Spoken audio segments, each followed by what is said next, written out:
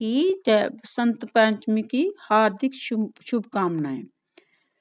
ये उत्सव माघ शुक्ल पक्ष की पंचमी को मनाया जाता है। ये पर्व वास्तव में ऋतुराज बसंत की आगमनी की सूचना देता है। इस दिन से ही होली तथा दामार गीत प्रारंभ किए जाते हैं। गेहूं तथा जौ की स्वर्ण बलिया भगवान की अर्पित की जाती है। भगवान विष्णु तथा सरस्वती का पूजन का विशेष फल है। बसंत ऋतु कामोदीपक होता है, इसलिए चरक संहिता का कथन है कि इस ऋतु में स्त्रियों तथा वनों का सेवन करना चाहिए। इसके प्रमुख देवता काम तथा रति हैं। अतएव काम तथा रति का प्रधानता पूजा करनी चाहिए। कथा भगवान विष्णु की आज्ञा से प्रजापति ब्रह्मा जी ने सृष्टि की रचना करके जब उसे संसार में देखते हैं तो चारों ओर सुनसान निर्जन दिखाई देता है। उदासी से सारा वातावरण मुक सा हो गया था, जैसे कि किसी की वाणी ना हो।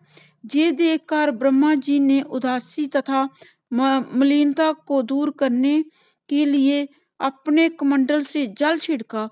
उन जल कणों को पड़ते ही वृक्षों से एक शक्ति उत्पन्न हुई, जो दोनों हाथों में बीना बजा कर रही थी तथा दोनों हाथों में क्रमश पुस्तक तथा माला धारण किए थी। ब्रह्मा जी उस देवी से बीना बजाकर संसार की मुक्ता तथा उदासी दूर करने को कहा।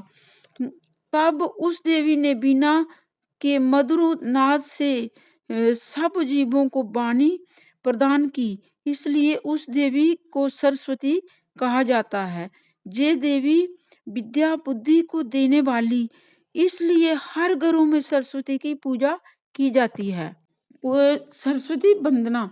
रवि रुद्र पिता महाविष्णुनुतम हरिचंदन कुमकुम पाद जुदम मुनिवृंद गजेंद्र समान जुतम तब नौमि सरस्वती पाद जुदम शशि शुद्ध सुधाहिम धाम जुगम शरदांबर विम समान करम बहुरत्न मनोहर कांति जुतम तब नौमि सरस्वती पाद जुगम कनकाजित भूषित भूत पदम बबवाब विभाषित भिन्न पदम प्रभुचित समाहित साधु पदम तब नौमि सरस्वती पाद जुगम भवसागर वंजन